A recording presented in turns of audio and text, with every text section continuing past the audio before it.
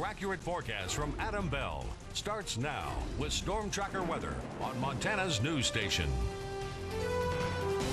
Again, the top story for most of southwest Montana is the number of fires they're building out there. I wanted to show this graphic again, showing you where the fires are across the region. And they're still growing because the fire conditions are just perfect for things to rapidly develop in a big hurry. And that's pretty much what we saw today with the lightning, or the switch of a light switch almost, of seeing going from no fires to fires all over the region. And the National Weather Service has issued a red flag warning until midnight tonight, but they've also extended it from noon until 9 tomorrow because the conditions, again, are going to be perfect for development of more fires and the spreading of fires that are already out there. Gusty winds, low relative humidities, and yes, hot temperatures as well. Speaking of hot temperatures, we were pretty warm out there today. Numerous record highs set over at Belgrade Gallatin Field, 97 degrees, record high 95 back in 1974. Interesting fact about this 97, the last time we hit 97, August 22nd of 2011. The last time we were above 97 degrees, you have to go back to the summer of 2010.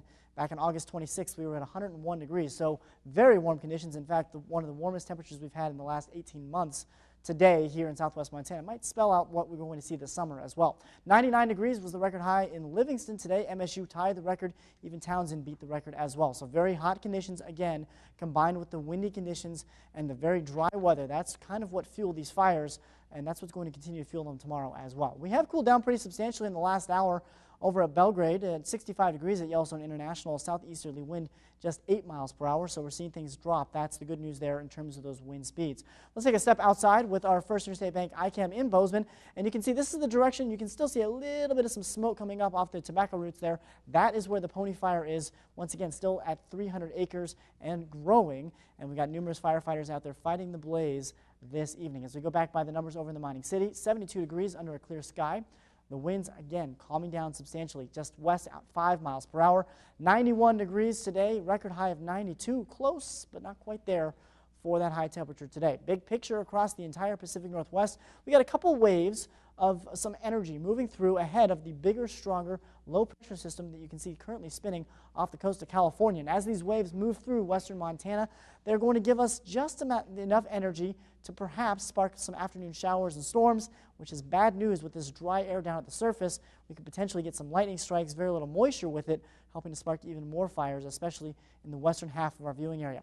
80s and 90s and some 70s across most of the Intermountain West. Some 60s, though, with the clouds and some showers along the coastline from Seattle all the way down to San Francisco. So much cooler weather along the coast, much milder conditions as you head inland. A closer look at what's going on locally. Some clouds are starting to pop into southern Park County, southern Gallatin County, and out over Yellowstone National Park, but really not much to talk about in terms of the sky here in southwest Montana. As I look at our futurecast in terms of clouds and precipitation, most of the clouds remaining to our west, and we're going to continue seeing unsettled weather remaining well off to our west, but the clouds do begin to spill in for the western part of our viewing area, maybe even a shower or two Monday and Tuesday afternoon, with the chance for some late day showers and storms. But for tonight, expect a partly cloudy evening.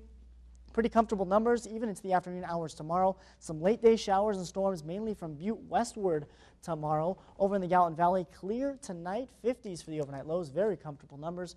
Tomorrow again getting into the low 90s, near or record highs across the area again. The good news is some relief for those firefighters, cooler temperatures, but still very minimal chance for precipitation.